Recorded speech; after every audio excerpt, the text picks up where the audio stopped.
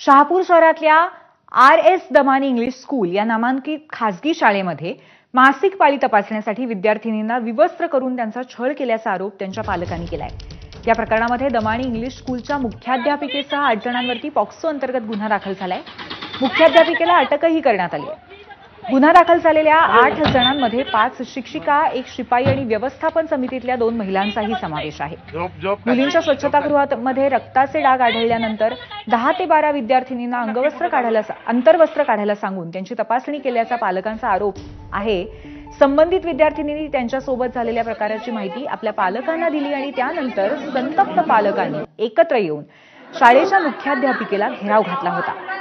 दरम्यान मुख्याध्यापिका माधुरी गायकवाड यांच्यासह 3 महिला शिक्षिका, 1 सफाई कर्मचारी अशा 5 जणांना अटक करण्यात आली आहे आणि त्यांना 14 दिवसांची न्यायालयीन कोठडी सुनावण्यात आली आहे। तसंच आज ही शाळा बंद आहे, पुढचे काही दिवस बंद राहण्याची माहिती आहे।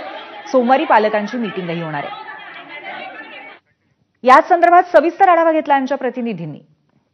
शहापूर तालुक्यातील एका खासगी शाळेमध्ये मासिक पाळी तपासण्यासाठी मुलींना विवस्त्र केल्याचा धक्कादायक प्रकार शाळा प्रशासनाकडून घडलेला आहे आणि त्यामुळे पालक वर्गामध्ये याचे संताप या ठिकाणी पाहायला मिळाले। पालक वर्गाने याचा जाब विचारण्यासाठी शाळेमध्ये अक्षरशः गोंधळ घातलेला होता, मुख्याध्यापिकेचा घेराव केलेला होता आणि त्यामुळे एकंदरीत गुन्हा दाखल करण्याची मागणी पालकांकडून केली जात होती। शिवाय शाळेची मान्यता जी आहे ती रद्द करण्यात यावी अशी मागणी या ठिकाणी जोर धरत होती। त्यामुळे तातडीने या ठिकाणी शहापूर पोलीस ठाण्यामध्ये 8 जणांविरोधात गुन्हा दाखल करण्यात आलेला आहे, ज्यामध्ये मुख्याध्यापिकेचा समावेश आहे, 4 शिक्षिका आणि 1 महिला कर्मचारी तसेच ट्रस्टी यांच्यावरती हा गुन्हा दाखल करण्यात आला आहे। त्यापैकी 3 शिक्षिका असतील, मुख्याध्यापिका आणि महिला कर्मचारी यांना अटक करण्यात आलेली आहे। 5 जणांना अटक करण्यात आली असून आता माहिती मिळाली आहे का पालकांची काही मीटिंग देखील ठेवण्यात आलेली आहे का,